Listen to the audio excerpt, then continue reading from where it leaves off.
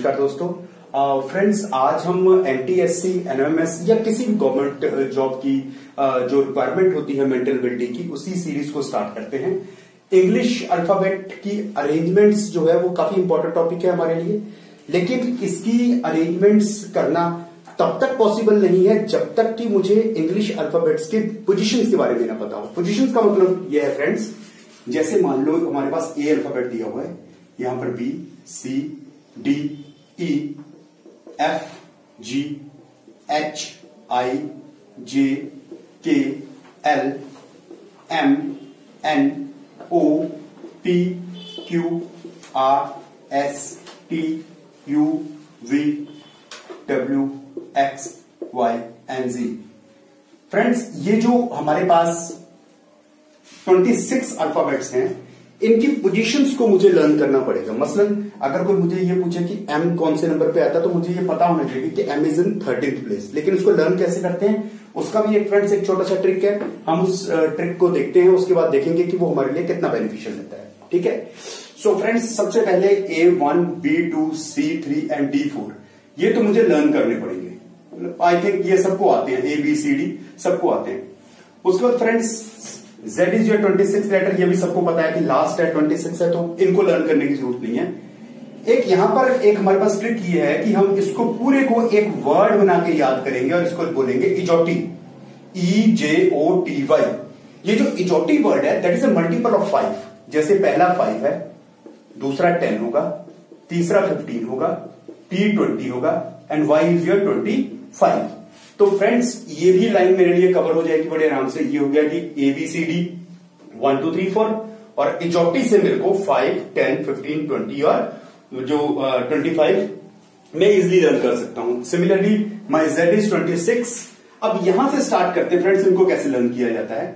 यहां पर F दिया हुआ है, अगर आप F को हल्का सा इस तरह से जोड़ लो तो ये 6 बन जाता है। तो your F is your 6th letter. G को लिखने का छोटी क्लास में जब आप जी लिखते हैं तो आपको इस तरह से लिखाया जाता है, सी के साथ ऐसे डाल देते हैं, तो that means G with the help of 7। इसका मतलब जी कितना आ गया आपके पास, 7th लेटर। एच को अगर आप ऊपर से और नीचे से जोड़ दो तो एच इज योर 8। आई जो वर्ड होता है, आई मैक्सिमम यूज होता है जो बच्चे आजकल यूज करते हैं, दैट आई नो। अगर आई नो को हिंदी में देखें तो नो मीन्स नो, तो आई जो हो गया वो हमारे लिए 9th लेटर हो गया। ठीक है जी। आजकल आईपीएल का दौर चल रहा है, वैसे भी आईपीएल में के पंजाब की टीम है, किंग्स 11 पंजाब, सो के इज योर 11। ठीक है जी। तो next is your L. L has 2 end points, first and second, so you can learn as 12। M is in the middle of 26, तो 26 का हाफ कितना हो गया, 13। तो M position means middle position, middle position is 13th। N के लिए 1 2 3 4 and points हैं, तो you can learn it as 14। तो इसका मतलब एन जो होगा हमारे लिए 14 हो जाएगा। सिमिलरली अब यहां पर एक इंटरेस्टिंग कॉलम यूज करते हैं, तो most of you are quite young, तो हम इसमें क्या करते हैं, तो आपने फिल्मों वगैरह में भी देखा होगा कि योर फर्स्ट लव, पहला प्यार एट द एज ऑफ 16। तो P फॉर प्यार 16 की एज में, और 17 की एज तक वो अपने बिलव्ड को क्वीन बना के रखता है। सो क्वीन इज योर 17। 8 में हमें अपने कॉन्स्टिट्यूशन से फंडामेंटल राइट्स मिलते हैं, हमें पता है 18 साल की उम्र में मिलते हैं, तो 18। और जब 18 साल की उम्र में फंडामेंटल राइट्स मिलते हैं तो दे गॉट मैरिड, मतलब एस मीन्स शादी हो जाती है उनकी, दैट इज योर 19। तो हम P Q R S को भी लर्न कर सकते हैं easily.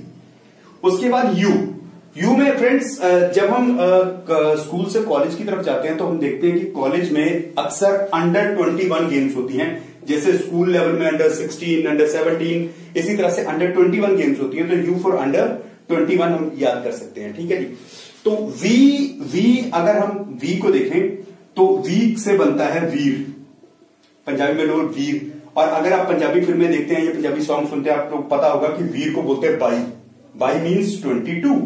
So you can write, you can memorize it as 22. V for Veer, V means by means 22. यहां कह सकते हैं। W is your is similarly look like as 3. जैसे 3 को लिखते हैं उस तरह से लिखा जाता है, तो you can memorize it as 23. ठीक है, क्योंकि हमें ये तो पता है कि लास्ट में आएगा, तो W3 की तरह होता है, तो ये 23 के से हो जाएगा। ठीक है, नाउ व्हाट इज x? जब भी कोई इमरजेंसी साइन होता है तो हम लिखते हैं 24x7। Now what is this cross? This cross is your x, so means x means 24। So friends, ये हमारे पास एक छोटा सा ट्रिक है जिससे हम अपने इंग्लिश अल्फाबेट्स की सबकी पोजीशंस को लर्न कर सकते हैं। अपने आने वाले लेक्चर्स में मैं इसको रिपीट नहीं करूंगा, बल्कि इसको लर्न करूंगा, मतलब इसको आपको लर्न करना है और इसको यूज करेंगे हम अपने लेक्चर में। ठीक है जी, जैसे आज हमारा फर्स्ट लेक्चर है हमारा इंग्लिश अल्फाबेट में अरेंजमेंट्स का, उसमें भी हम इसको जो है वो लर्न कर सकते हैं। ठीक है, सो आई होप अगर आपने इसका स्क्रीनशॉट लेना हो तो इसका स्क्रीनशॉट ले सकते हैं। इसके स्क्रीनशॉट के साथ साथ आप इसको एक दो बार अगर सुनेंगे भी बार बार इसको देखकर, तो मुझे लगता है इसको इजीली लर्न किया जा सकता है। एक दो क्वेश्चंस के साथ आज का वाइंड अप करता हूं, ज्यादा लंबा लेक्चर हमेशा बोरिंग होता है। तो अब हम स्टार्ट करते हैं फ्रेंड्स। इसके फर्स्ट जो लेक्चर है मेरे पास अल्फाबेटिकल अरेंजमेंट्स का। ठीक है फ्रेंड्स, तो मेरे पास कुछ क्वेश्चंस हैं, तो मैं वो क्वेश्चंस लेके आपके पास हाजिर हूं। फर्स्ट क्वेश्चन लेके चलते हैं जिसका फर्स्ट है the word pencil, PENCIL, pencil. Now what is the question? He is asking if the word pencil is written alphabetically, then which is the fourth letter from the right? So which is the fourth letter from the right? So सबसे पहला challenge मेरे लिए क्या है कि इस pencil को alphabetical तरीके से लिखना है। अल्फाबेटिकल तरीके से वैसे तो अगर आप ABCD के हिसाब से करेंगे तो भी ठीक है, लेकिन अगर आप इसको मेरे हिसाब से करना चाहते हैं, ठीक है, जिसमें शायद आपका टाइम थोड़ा कम लगे, क्योंकि जैसे मैं यहां पे लिखता हूं PENCIL, pencil. So what is your P? P is your 16, E is your T, your 5, N is your 14, C is your 3, I is your 9, L is your, now what is L? L is your 12। सो इसको अगर हमने alphabetical order में लिखना है तो आप इनको increasing order में लिखिए। सो क्या आएगा जी? C E I L N and P, ये बन गया हमारे पास। पेंसिल को अगर अल्फाबेटिकल ऑर्डर में लिखना हो, अगर मुझे ये नंबर्स याद हैं, तो मैं इसको easily without wasting my time इसको लिख सकता हूं। अब उसने क्या बोला है? What is the fourth letter from the right? Now this is your right hand side, this is your first letter, second letter, third letter, fourth letter. तो what is your answer?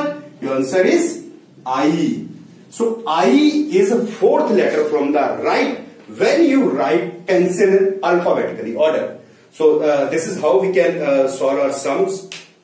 So friends, एक और question इसके साथ का करके देखते हैं, उसके बाद हम इसको वाइंड अप करेंगे। सेकंड क्वेश्चन है फ्रेंड्स हमारा, सेकंड क्वेश्चन लेके चलते हैं। Counter, COUNTER। Now this is your counter. Now his question is, if the word counter is written alphabetically, then which is the third letter from the left? अब वो third letter from the left आपसे जानना चाहता है, तो लेकिन सबसे पहले आपको क्या करना पड़ेगा? Now your C is your 13. Now what is O? E dot T, JO. O is your 15. U under 21. N your 14. T 20. E is your T से स्टार्ट करते थे। 5 R is fundamental right 18। तो इसको अगर हमने इंक्रीजिंग ऑर्डर में लिखना है तो कैसे लिखेंगे फ्रेंड्स? हम लिखेंगे C E, देखो C हो गया, E हो गया, उसके बाद क्या आया? 14, it's your N, it's then your O, then your 18 means R, then your 20 T, then your 21 means U। ये आपके पास आ गया इसका अल्फाबेटिकली ऑर्डर। तो काउंटर को मैंने अल्फाबेटिकली ऑर्डर से जब लिखा तो मैंने लिखा CENOTORTU, counter। Now his question is, what is the third letter from the left side? Now this is your left side. What is the third letter? First, second, third. So your answer is N. If the word counter is written alphabetically, then this is the sequence. And which letter is the third from the left? 1, 2, 3. N is the letter from the left. So friend, look at that. If you know the place of your alphabetical order, then it's very easy for you to calculate your questions, है ना? तो मेरा ख्याल है अगर friends अगर आपने alphabetical में ABCD Z तक की सबकी आपने नंबरिंग कर ली हुई है तो इसको करना काफी इजी हो जाता है, इंस्टेड ऑफ कि मैं इसको 1 2 3 4 5 के हिसाब से लर्न करूं। सो आई होप फ्रेंड्स आपको ये लेक्चर पसंद आया होगा। नेक्स्ट लेक्चर में हम इसका सेकंड शॉट जो है वो करेंगे। Thank you very much friends, thank you very much.